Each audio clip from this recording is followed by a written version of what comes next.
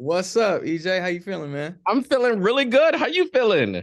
Man, I feel great. Appreciate the patience. I think we're a couple minutes behind, but we here, man. We're here and It's all happy. good. I needed the extra minutes, so I appreciate that. I feel you. I feel you, man. So much going on. There's so much going on. You know what? Tell me all the things that's going on. I want to hear all about it. Man, I'm putting finishing touches on a lot of things like between music and making clothing sustainably. It's crazy. And I mean, no one on the radio cares about all these other things I'm doing, but just No, a no, bunch of, no, no. I want to yeah, hear about the sustainable clothes. sustainable clothes and sustainable businesses and being as much of a student as I possibly can in all these Mhm. different arenas. It's been a really inspiring and yet demanding time. But I'm excited because I don't think I've had this much momentum, like spiritually, like this much momentum. So all of everything with Short Thing is it's mind blowing. It's crazy. I was gonna ask that because the song's 13 years old. I remember rocking with it when it first came out. I thought it Right? was a dope song then, and it's really interesting how social media will reintroduce a song to people as if it's like new. I mean, I'm getting videos of, and this is the funnest part, like seeing parents with their videos of their kids, 11, 12 years old, in their headphones, you know what I mean? Like in their headphones in their room, unaware that they're being filmed, like singing the song lyric for lyric is the illest thing to see. It's just we came from MySpace, like not to date myself, but Short Thing blew up on MySpace, bro. Like Bro, I had a top eight. facts, like it's wild. It's just crazy, man. So yeah, I don't know what to say. I'm just like, Miguel, as an artist, like no, isn't it interesting when you put something out? Like just think about the journey that a song makes. You're writing said song, right? It has its run on the radio. It right. does what it's supposed to do. And to know that this song has, I guess, garnered a whole new audience. You know what I'm saying? Because you probably in your mind, not to say that you thought the song was done because music never dies, but for it to like have its own children and grow and do its thing in the world. You know what I'm saying? You get what I'm trying to say? Yeah, no, it's like you definitely move on. As an artist, it's just like I think it's important, regardless of medium, to be able to create and let go and move forward, and and to continue to create. I think when you get stuck in one idea of how things could be or should be or whatever, I think that's where you stop growing. But to have these glimpses or these moments where you know an expression reemerges, in the consciousness, I guess it's like, especially as a musician in a world where like there's so much music coming out all the time. Every week it's like 80,000 songs or something like that is like being released, maybe more than that. But I just recently read something where it's like some insane number of music that's all available to everyone instantaneously at the same time every week. Where do like how do we even how do you keep up with that? How do you and so yeah, I just it's a blessing, man. I don't know what to say about that. I just like That's why I always say you don't find music, music finds you. man, that's facts though. That's You know what fact. I mean? That's facts. That's facts. Big facts. Hard facts. That's You, real. you said 80,000 songs come out weekly. And the fact that somebody may find your song or you may find another song and it's like wow, like you really like music really do be finding people, and I think music finds people at the appropriate time when it's supposed to find a person. Facts. Yeah. I have to fact check this right now. Not to say facts so many times, but since I'm saying facts, I'm like, wait, let me just double check this. I mean, it's a lot of songs that come out weekly. Yeah, each week. I feel like it was 80. It might be like 40. I might be crazy. I mean, it's still a It lot of music. says, okay, via Variety magazine. This is the first thing that it says about 100,000 new songs are being released every week. Oh no, daily. That's wild. Yeah. Like what? Like it's just crazy. Mhm. But then you know it's like growing up with all the music that our parents and our older cousins and our friends put us onto. Those are the songs that kept coming back for them. You know, it was like they were they found them through their loved ones, through their friends, through their communities, and I think that's probably like the biggest. I'm most grateful to everyone who did have me on their top, top 8, had me in their playlist on MySpace, or, put me in their wedding, or I was a part of their first dance, maybe, or whatever, like any memory, listening to me in the car or whatever. These are all moments that, as a fan of music, I can personally say, like, I put my friends on to those moments. It's like, oh, I'll never forget that time I heard this song and this is what was happening. And like, I was driving down and it was with this girl, or, you paint a picture and all of a sudden it becomes something personal and important to someone else. And it Yo, becomes their first time, and that's like, also, how dope is it to put someone onto a song that you love and they're like, yo, I love that song. right, right. Oh, so yeah, it's a blessing, man. I tell you what, I hate when I'm trying to put somebody onto a song that I know that they're going to love and they're not paying attention to it. It's like, no, I know you're going to love this song. Oh, Just come on. put your phone down, stop talking to me about it, and just listen to it. Let the words take you away. Yeah, that's real. That's real. That is kind of sacrilege, you know? Yes, yes. Sacrilege for sure. You're like, hold up, stop scrolling. Listen, do you hear what they said, or do you hear that part, whatever it is that you love about the song? Yeah, You yeah, missed the best part. Do you yeah. remember the first song that you heard and you're like, man, I want to make people feel the way how I just felt listening to this song? For All We Know by Donny Hathaway. Mm, One of those songs I'll never forget. First time I heard it, I was like, I don't know what this is, but I feel this so deeply. And it's also like just the artistry and the technique, and not that it was, it was like just technique, but it was just him. It was Donnie's voice, and what was coming through his voice and how he was emoting. Then the lyrics is just like, for all we know, we may never meet again. Before you go, like, just it's just crazy. As a kid, feeling these emotions, never being in love, never been in a relationship of any, beyond platonic, but to feel something that was so deep and so personal and painful, I just was like, that's the kind of artist I hope I can become, like I hope I can get there. And yeah, what I get to be a part of, because it's not in any sense like, I just watched, you ever watched that podcast with Most Def? It's it's Most Def, Dave Chappelle. I'm pretty sure Questlove does all of like the music curation. no, but I would love to watch that. Oh, I'm pretty sure it's called Midnight. It's Midnight something. Hmm. Anyone listening, I highly recommend it.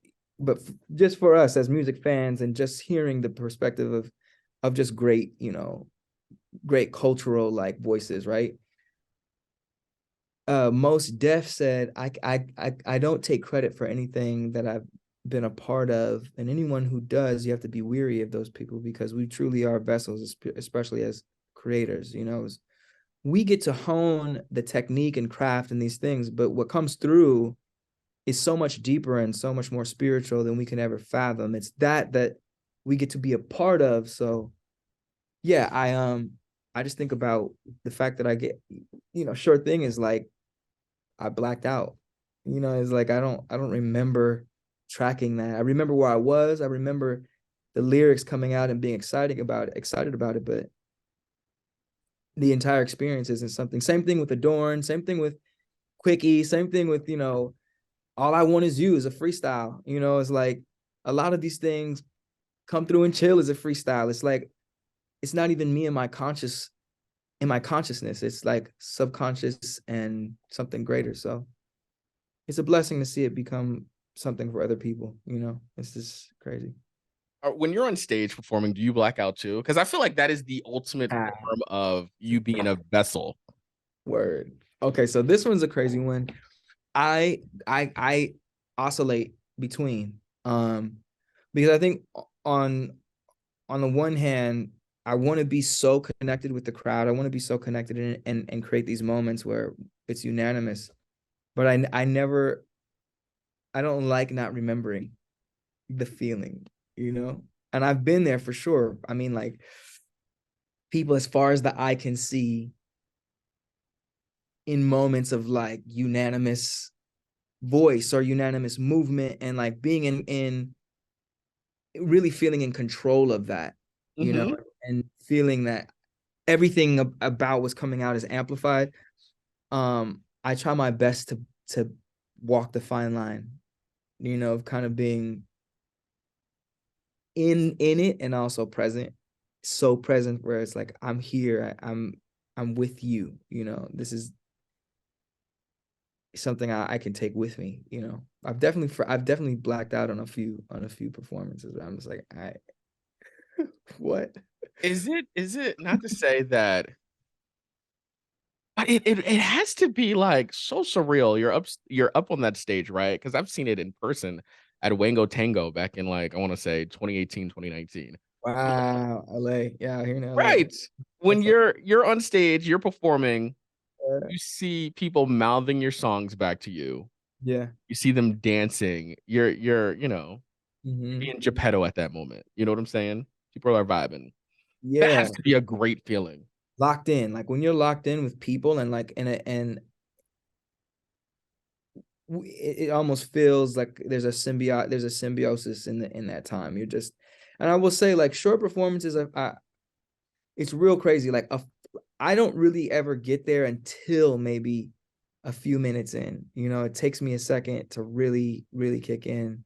I think the first half I'm so like wanting to set the tone that it's more so grabbing control, you Mhm. know, and saying like, hey, like we're all gonna do this here together, you know.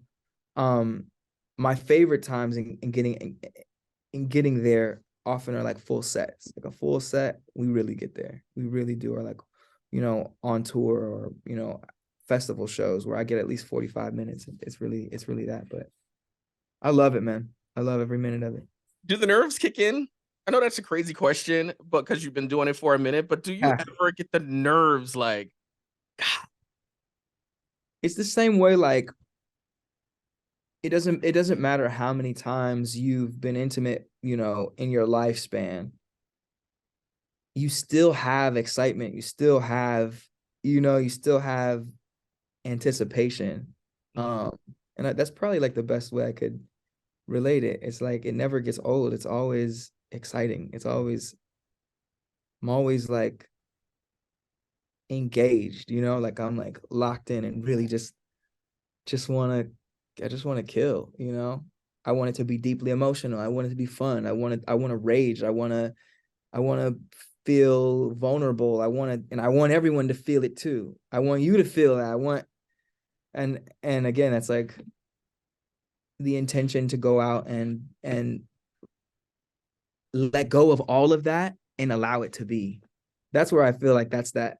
It's a little bit of like, you know, manual in a car, which is kind of crazy because we're all going electric, including Mhm, me. mhm, You mhm. know, like it's a little bit of like clutch and gas, you know, it's like letting off and putting on. It's all this dance.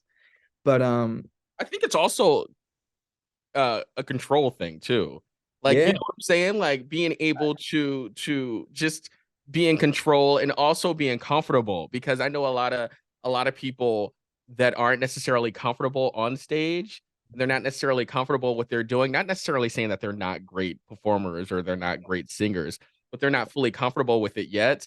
And I think a lot of times they let the nerves take over and they're not really up there enjoying it because they're so worried about things that don't matter in that period, if that makes sense. listen, I've been there. I've definitely been there. And listen, I've done a lot of oof, I mean, it's been a long time since Sure Thing came out, and I've had a lot of great opportunity to grow. So I know that feeling too, you know, where you just want it to be so, you want it to be good so bad that you forget to have fun. And I think ultimately that's really the thing, is like when you're having fun, the rest is just comes natural. Everything comes natural. So um hopefully, this gives us a lot more opportunity for people to see Sure Thing live. I think it will.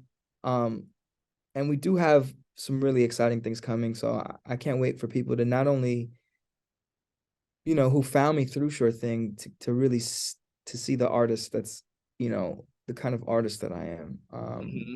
And how much we love this and how much fun we have. So yeah, yeah.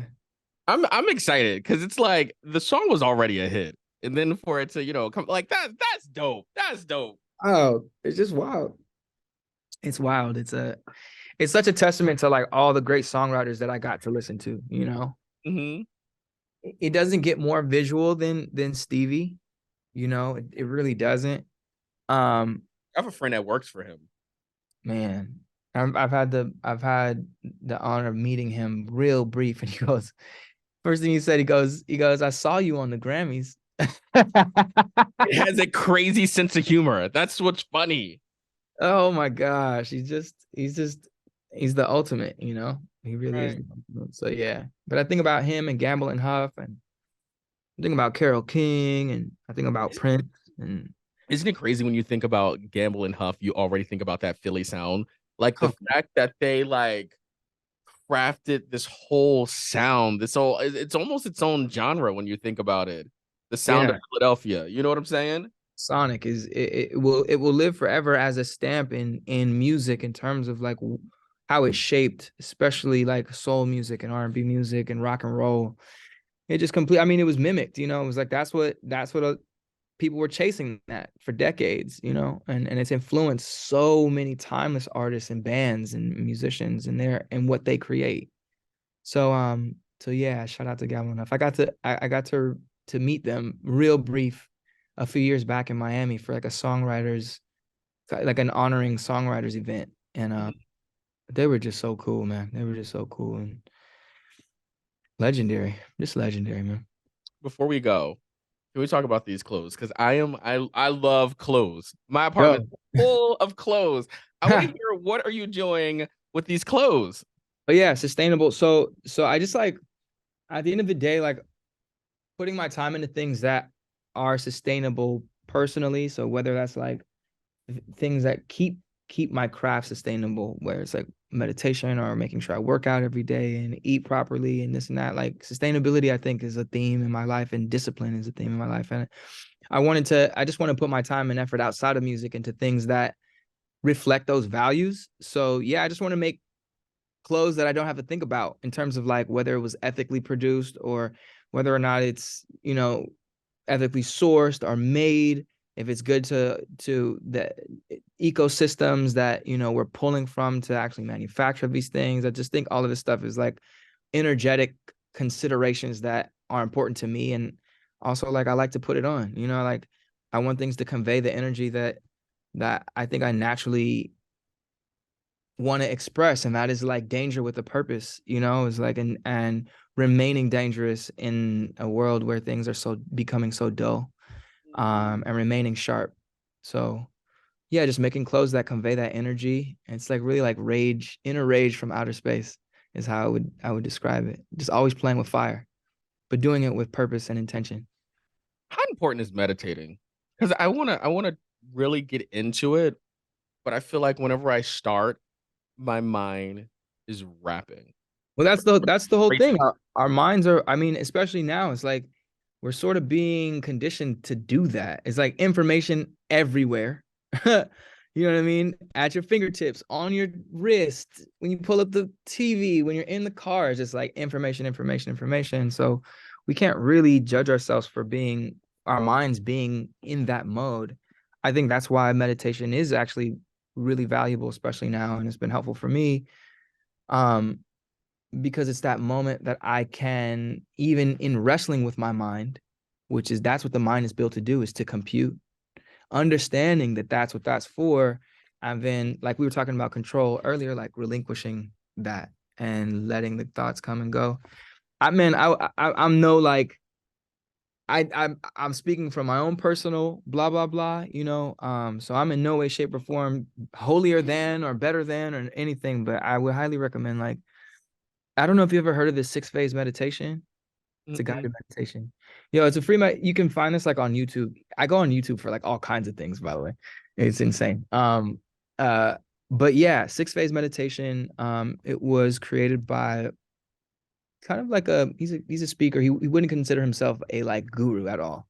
Um, but it just goes down like gratitude and like, envisioning how you like your next 5 years, and forgiveness, and how you want your day to go in consideration of what you like your next 5 years to be. But it's like well rounded, and it's also guided.